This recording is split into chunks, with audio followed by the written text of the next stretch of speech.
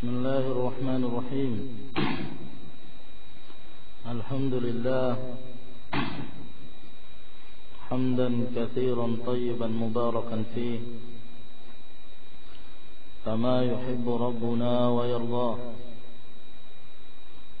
وأشهد أن لا إله إلا الله وحده لا شريك له، وأشهد أن محمدا عبده ورسوله، وصلى الله عليه وعلى آله وأصحابه وسلم تسليما كثيرا. أما بعد، إخواني في الدين أعزكم الله. Kita sampai terakhir di pembahasan tentang Ismullahil A'zam. Hakadha ikhwan, alladhi idza du'iya bihi ajaba fa idza su'ila bihi a'ta, yang terdapat di dalam 3 surah dalam Al-Quran, yaitu dalam suratul Baqarah, ayatul Kursi, kemudian yang kedua dalam surah Ali Imran, dan yang ketiga dalam surah Taha, wa anatil wujuh lil hayyil qayyum. ثم قال العلامة محمد خليل هراس رحمه الله تعالى: ثم أعقب ذلك. Kemudian Allah Subhanahu wa taala menyebutkan setelah itu, bima yadullu ala kamali hayatihi wa qayyumiyatihi, dengan apa yang menunjukkan kesempurnaan hayatuh, kesempurnaan hidupnya Allah Subhanahu wa taala, wa qayyumiyatihi, dan tegaknya Allah Subhanahu wa taala.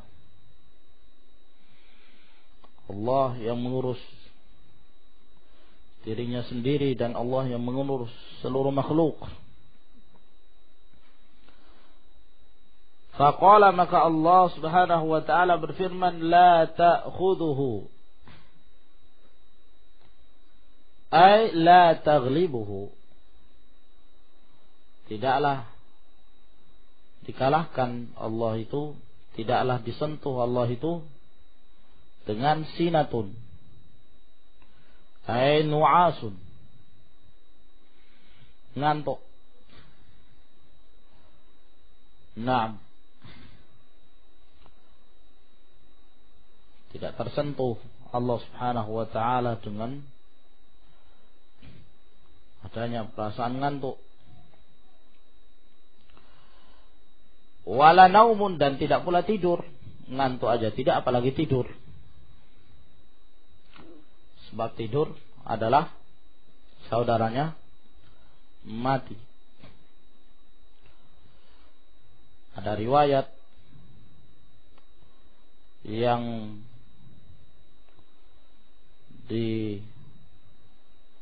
disebutkan bahwa Musa alaihissalam pernah diuji oleh Allah Subhanahu wa taala untuk menaruh di tangannya apa ikhwan? Telur apa? Ingat itu riwayat. Ya. Agar dia jangan tertidur. Dan bagaimana keadaan telur tersebut apabila dia dalam keadaan tidur? Maka ketika dia tidur, maka pecahlah telur itu. Menunjukkan bahwa akan hancur langit dan bumi apabila Allah Subhanahu wa taala tidur. Tapi riwayat tersebut tidak sahih. Fa inna dzalika yunafil qayyumiyah, karena sinatun wala naumun ini menafikan al-qayyumiyahnya Allah Subhanahu wa taala, Idzin naumu akhul maut, karena tidur itu adalah saudaranya mati. Walihada, oleh karena itu, kana ahlul jannati la yanamun. Penduduk surga mereka tidaklah tidur. Sebabkan karena mereka hidup terus-menerus. Kehidupan mereka adalah abadi. Di dalam hadis Jabir bin Abdullah radhiyallahu taala anhu, bahwa beliau pernah bertanya kepada Rasulullah sallallahu alaihi wasallam, "Hal ahlul jannati yanamun?" Apakah penduduk surga itu tidur? Jawab Rasulullah sallallahu alaihi wasallam, "An-naumu akhul maut." Bahwa tidur itu adalah saudaranya mati. yakni ahlul jannah tidak mungkin mereka itu mati.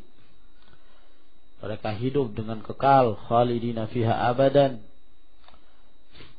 Mereka tidak tidur. Tidak ada kematian di dalam surga. Hadis tersebut diriwayatkan oleh Imam Tabrani dan disahihkan oleh Syekh Al-Albani rahimahullahu taala. Baik, ahlun nar, gimana dengan penduduk neraka? Hanafi, tidur enggak? Hah? Enggak tidur. Berarti hidup terus. Hah? Iya, tidur enggak? Enggak. Hidup terus.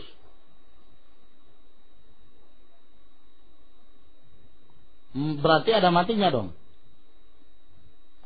Hah?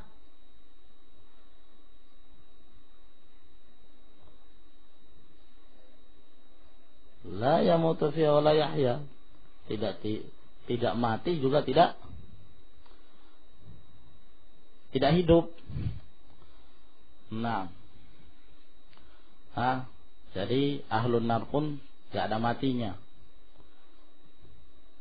Karena kalau mati sempat istirahat itu ahlun nar. Kalau sempat tidur capek karena disiksa istirahat, wah nggak ada itu ahlun nar. La yamutu fiha. Wala yahya, gimana bisa hidup? Disiksa terus. Nah, hidup menderita. ثم ذكر عموم ملكه لجميع العوالم العلوية والسفلية.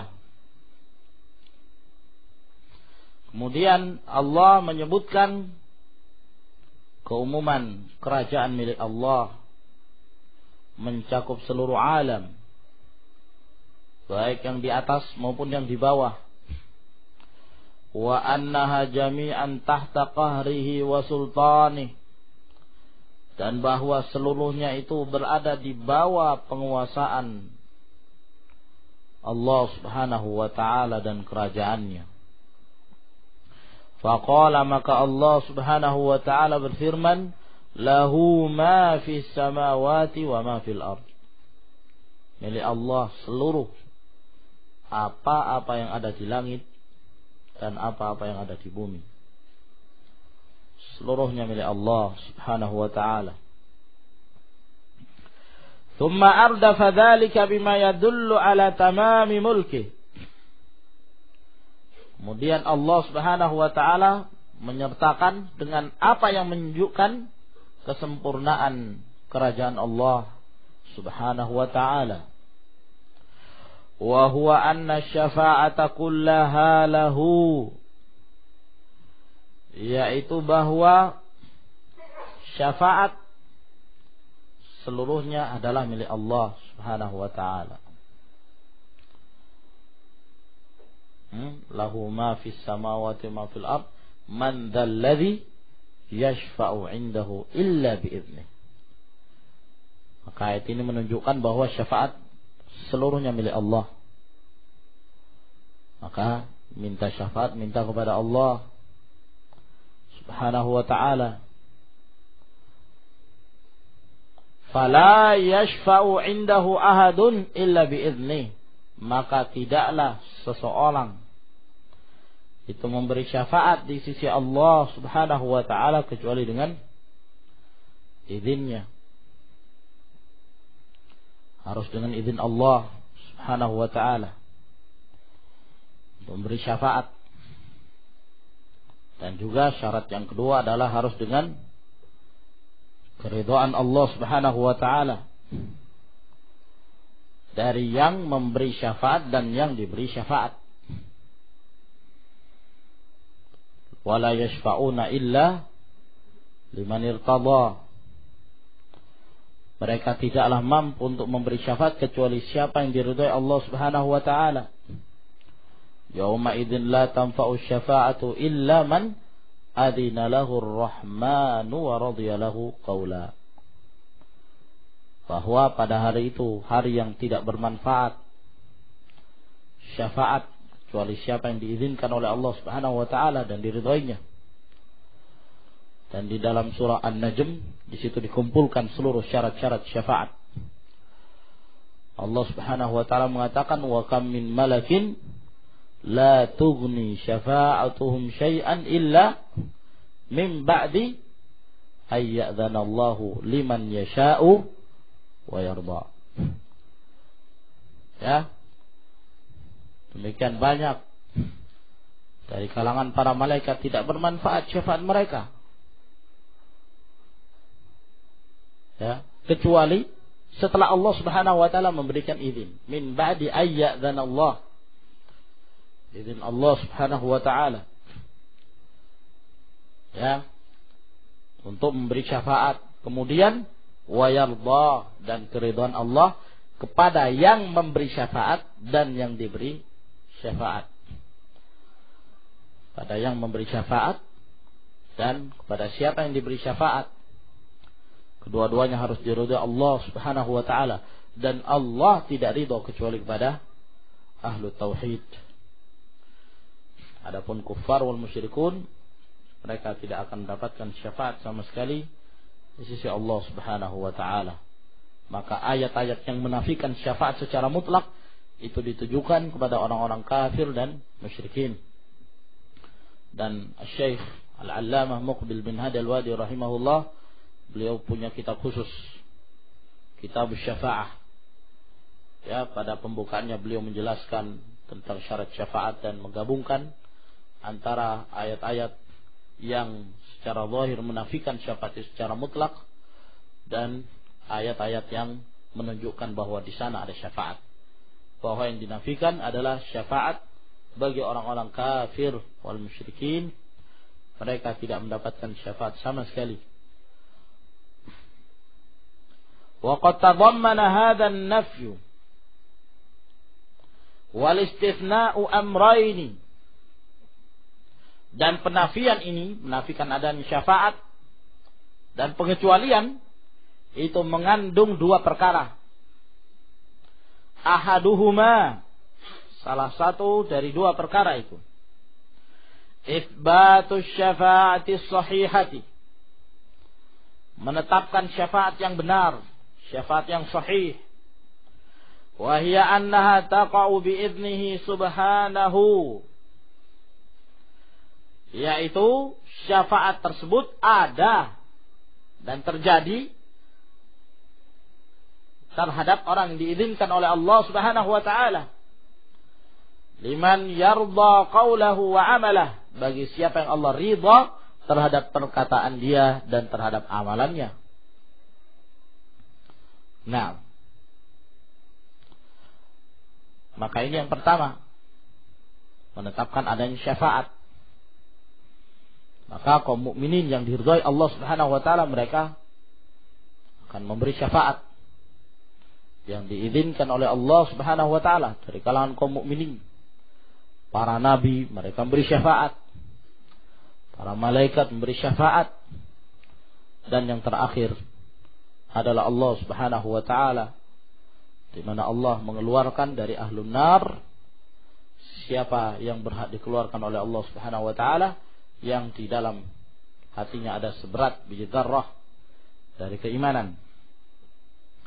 Wasani, yang kedua, ibtalu syafaati syirkiyah, membatalkan syafaat syirik, allati kana ya'taqiduha al-musyrikuna li asnamihim, yang diyakini oleh orang-orang musyrikin terhadap patung-patung mereka.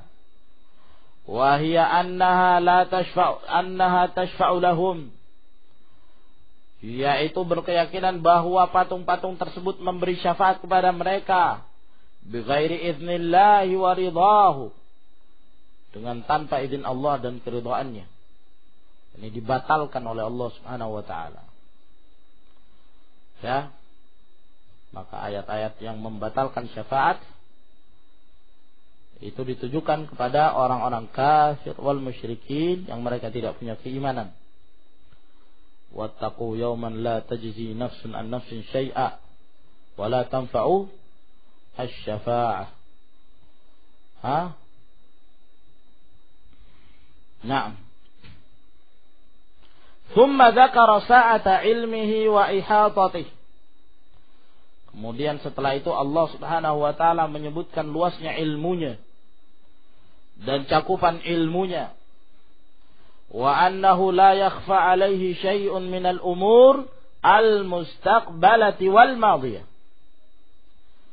Dan bahwa tidak tersamarkan atas Allah sesuatu apapun dari perkara-perkara yang akan datang maupun yang terdahulu. Dan juga sekarang. Innallaha ya'lamu ma kana wa ma yakun wa ma lam yakun law kana kaifa yakun. Itu ilmu Allah Subhanahu wa ta'ala. Mengetahui jumlatan wa tafsilan, secara global maupun secara terperinci. Tidak ada tersamarkan bagi Allah Subhanahu wa ta'ala sedikit pun. Maka ini bantahan terhadap Al-Qadariyah, ya, yang mereka mengatakan bahwa Allah tidak mengetahui suatu perkara kecuali apabila perkara tersebut sudah terjadi. Sebelum terjadi Allah tidak tahu. Ini ta'an, celaan terhadap Allah dan terhadap ilmu Allah Subhanahu wa ta'ala. Wa ammal khalqu fa innahum, adapun makhluk, maka sesungguhnya mereka la yuhituna bi syai'in min ilmihi, mereka tidaklah mampu untuk mencakupi, meliputi sedikit pun dari ilmu Allah Subhanahu wa ta'ala. Qila, sebagian para ulama ada yang mengatakan dimaksud min ilmihi ay yakni min ma'lumi, yaitu dari apa yang diilmui, ya, oleh Allah Subhanahu wa ta'ala. Mereka tidak mampu. Waqila, dan ada pula dari kalangan para ulama menafsirkan dimaksud min ilmihi ay min ilmi asma'ihi wa sifatih, ilmu nama-nama dan sifat-sifat Allah Subhanahu wa ta'ala. Tapi ayat ini ya ikhwan secara umum mencakup seluruhnya, apakah dari nama-nama dan sifat Allah dan ilmu Allah Subhanahu wa ta'ala secara umum. Mereka tidak mampu untuk mencakup itu semua, karena yang namanya makhluk terbatas keilmuan mereka. Allah telah menyatakan itu. Wa ma'utu minal ilmi illa qalilan. Mereka tidaklah diberikan ilmu kecuali sangat-sangat sedikit sekali. Wa yas'alunaka 'anir ruh qulir ruhu min amri rabbi wa ma utu minal ilmi illa qalila. Kisah yang disebutkan oleh Imam Al-Bukhari dalam Kitabul Ilm, pertemuan antara Musa dan Khadir ketika mereka berada di atas sebuah sampan. Kemudian Khadir masukkan tangannya, kemudian Khadir melihat ada seekor burung yang bertengger di salah satu ujung sampan tersebut sambil mencocok ke dalam lautan. Ini sedang minum, mengambil tetes demi tetes dari air laut tersebut. Lalu Khadir mengatakan, wahai Musa, tidaklah ilmuku dan ilmumu apabila dikumpulkan, dibandingkan dengan ilmu Allah subhanahu wa ta'ala, tidak ubahnya seperti tetesan yang diambil oleh burung tersebut dibandingkan dengan lautan ini. Itulah ilmu Allah subhanahu wa ta'ala. Kita harus bangga apa? Kita berbangga apa? Ilmu manusia yang sangat rendah sekali. Manusia kalau menemukan satu penemuan teknologi yang terbaru, wah, mereka sudah menganggap inilah yang canggih, inilah yang tercanggih. Ya, ini teknologi mutakhir. Apa? Mutakhir, ya. Nah, teknologi canggih. Padahal apa? Cuman gerakan-gerakan seperti robot itu. Kalau sudah mampu membuat robot yang bisa setir kemana-mana, sudah senang mereka. Ini penemuan canggih. Tidak merasa dengan ciptaan Allah subhanahu wa ta'ala yang ada di dekat mereka, bahkan pada diri mereka sendiri. Gerakannya, kalau gerakan robot terlalu kaku, ya kan? Tapi coba lihat manusia dengan lentur tubuhnya, subhanallah. Tidak kagum. Ya, dunia dan segala isinya, langit dengan keindahannya, subhanallah. Illa bima syaa, kecuali dengan apa yang dikehendaki Allah. Allahu subhanahu an yu'allimahum iyyahu ala alsinati rusulih. Kecuali terhadap siapa yang dikehendaki Allah untuk Allah ajar mereka melalui lisan para rasulnya. Ya. Au bi ghairi dzalik, ataukah dengan selain itu.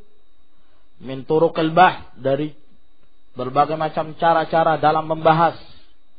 Wan nazar, dalam memikirkan. Ya. Wal istintaj wat tajrubah, dan dalam mengambil kesimpulan dan dalam melakukan penelitian. Yakni jalan-jalan dalam mencari ilmu banyak. Nah, semua yang kita dapatkan dari ilmu tersebut adalah dari Allah subhanahu wa ta'ala. Allah yang mengajar kita. Allah yang mengajar bapaknya manusia yang pertama. Allah yang mengajar para malaikat. Dan Allah yang mengajar seluruh manusia ini. Wa 'allama Adamal asma'a kullah. Allah yang mengajarkan kepada Adam. Kemudian para malaikat, apa kata mereka ketika diperintahkan oleh Allah untuk menyebutkan nama-nama tersebut? Qalu subhanaka la ilma lana illa ma 'allamtana. Kita tidak punya ilmu kecuali apa yang Kau ajarkan kepada kami, ya Allah. Subhanallah, ketundukan para malaikat. Semestinya kita manusia demikian pula, tawadhu. La ilma lana illa ma 'allamtana. Kita tidak punya ilmu kecuali apa yang Allah Subhanahu wa taala ajarkan kepada kita. Tsumma dzakara ma yadullu ala 'azimi mulki wa wasi'i sultani. Kemudian Allah menyebutkan apa-apa yang menunjukkan atas agungnya kerajaan Allah dan luasnya kekuasaannya. Fa akhbara anna kursiyahu qad wasi'a as-samawati wal arda jami'an. Maka Allah mengabarkan bahwa kursinya itu sungguh mencakup seluruh langit dan bumi. Mencakup itu semua. Itu kursi Allah Subhanahu wa ta'ala. Ya. Kursi Allah. Langit dan bumi ini seperti di dalam kursi. Diliputi semuanya. Langit dan bumi ini oleh kursi Allah Subhanahu wa ta'ala. Menunjukkan demikian besarnya kursi Allah itu. Nah. Wasahihu fil kursi annahu ghairul arsh. Dan yang sahih bahwa kursi bukanlah arash. Beda. Ya. Antara kursi dan arash. Wa annahu mawdi'ul qadamain.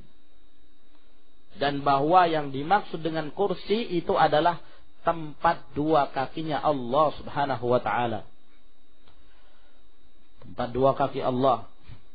Itu disebutkan dalam riwayat Al-Imam At-Tabrani dari hadis Abdullah bin Abbas dari perkataan beliau. Ya. Dari perkataan beliau.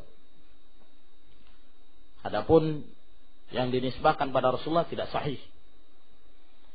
Yang ada adalah hadis yang mauquf dari perkataan Hibrul Ummah Abdullah bin Abbas radhiyallahu taala anhuma. Akan tetapi apabila riwayat tersebut datang dari para sahabat Nabi sallallahu alaihi wasallam dan tidak diketahui bagi mereka mengambil riwayat tersebut dari Israiliyat, mengambil kabar-kabar dari Bani Israel, dan yang mereka sebutkan tersebut merupakan perkara-perkara yang tidak ada ijtihad di dalamnya dan akal tidak masuk dalam perkara tersebut, seperti bercerita tentang kursi. Ini tidak mungkin akal. La madkhal lil aql fih, wala madkhal lil ijtihad ay yajtahidu fih. Falidhalik hadzal qaul wa in kana mawqufan fa inna lahu hukmal marfu'. Perkataan ini walaupun mauquf tapi mempunyai hukum yang marfu'. Naam. Oleh karena itu para ulama mengamalkan perkataan Abdullah bin Abbas radhiyallahu taala anhuma. Terlebih lagi beliau adalah imam al-mufassirin. Ya. Min mufassir as-sahabah min a'lamin nasi bil Qur'an. Naam. Ya. Jadi kursi adalah tempat dua kakinya Allah Subhanahu wa taala. Hanya jangan tergambarkan bagi antum ketika disebut dua kaki Allah antum berusaha menghayalkan. La tukayyifu wa la tuharrifu wa la tu'attilu wa la tumathilu. Jangan. Amirruha kama ja'at bila kaif. Biarkan begitu saja datang ayat-ayat tersebut tanpa kita membagaimanakan. Naam. Wa annahu fil arsy, dan bahwa kursi dibandingkan dengan arasy kahalaqatin kahalqatin mulqatin fi falatin, seperti gelang yang dilemparkan ke padang pasir, padang sahara. Nah, disebutkan di dalam riwayat Al-Imamul Baihaqi dalam Al-Asma' was Sifat, dan juga dalam riwayat Abi Syaibah dalam Musannaf dari hadis Abu Dzar Al-Ghifari Jundub bin Junadah radhiyallahu taala, bahwa Rasulullah sallallahu alaihi wasallam menjelaskan tentang bandingan kursi dengan langit dan bumi dan bandingan arsy dengan kursi.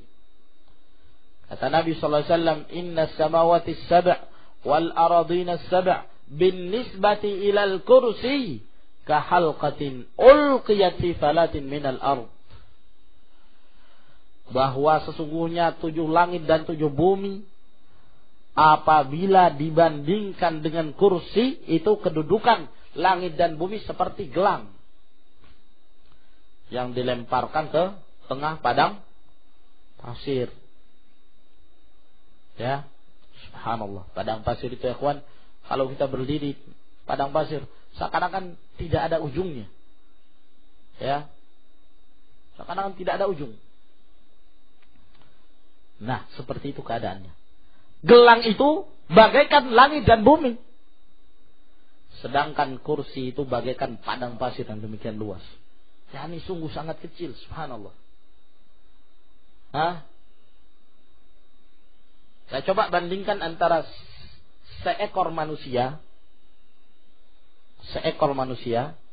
dengan kursi.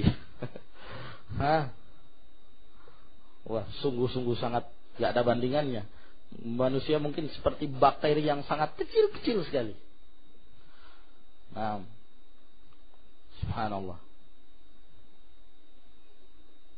Nah, lalu kata Rasulullah sallallahu alaihi wasallam, "Wa inna fadlal arsy 'alal kursi ka fadlil falati 'ala hadhil halqah."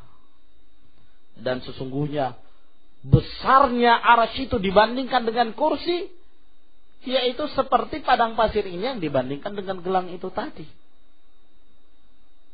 Ya, dibandingkan dengan gelang itu tadi.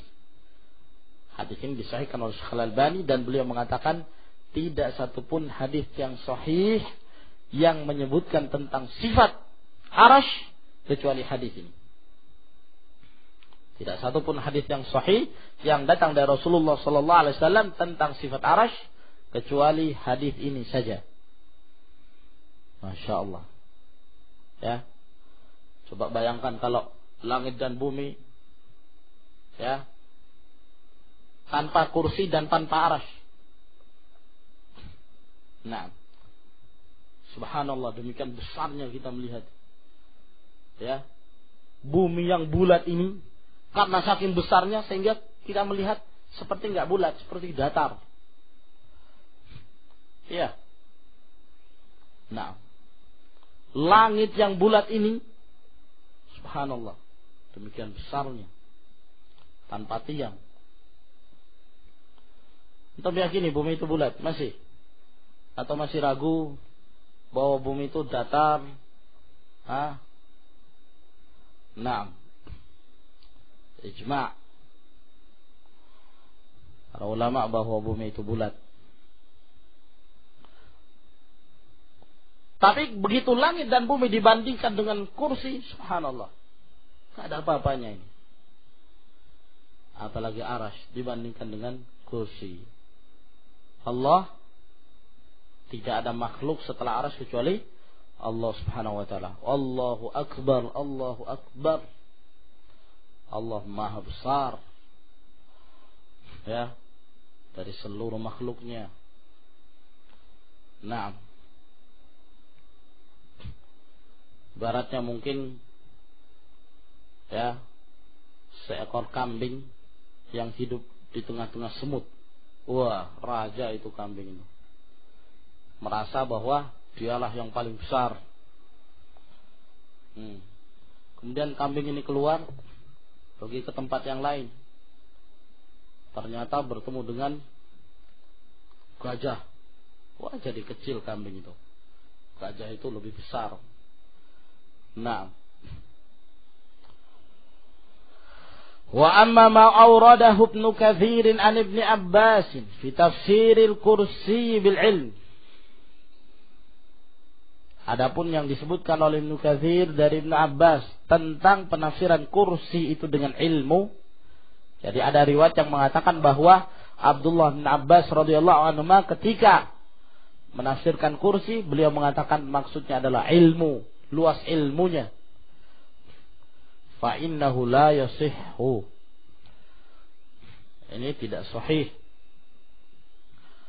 Nah, wa yufli ila takrar fil ayat, dan ini justru akan menyebabkan terjadinya pengulangan pada ayat. Kadang tentang ilmu Allah sudah disebutkan kan, lalu setelah itu disebutkan kursi. Kalau kursi juga yang dimaksud dengan ilmu, berarti terjadi pengulangan, penyebutan dalam ayat. Nah, la yuhituna bi syai'in min ilmi illa bima syaa, disebutkan ilmu Allah itu yang maha luas. Lalu setelah itu disebutkan kursi, maka ketika disebutkan secara bersamaan menunjukkan kursi bukanlah ilmu. Tafsir Ibnu Abbas yang mengatakan kursi adalah ilmu tidak sahih. Disebutkan di dalam tahqiq kitab ini, yang mentahqiq Alwi bin Abdul Qadir As-Saqqaf, beliau mengatakan bahwa riwayat tersebut dari riwayat Ja'far bin Abil Mughirah dari Sa'id bin Jubair dari Ibnu Abbas. Berkata Imam Az-Zahabi dalam Mizanul I'tidal, qala Ibnu Mandah laisa huwa bil qawi fi Sa'id bin Jubair, bahwa Ja'far bin Abil Mughirah tidak kuat riwayatnya ketika meriwayatkan dari Sa'id bin Jubair. Wa qala an sanadi hadhihi riwayah, dan beliau mengatakan tentang sanad riwayat ini lam yutaba alaih, bahwa tidak ada yang menjadi penguat dari riwayat tersebut. Tsumma qala Az-Zahabi, kemudian berkata Az-Zahabi, wa qad rawa Ammarun ad-Duhni an Sa'id bin Jubair an Ibnu Abbas.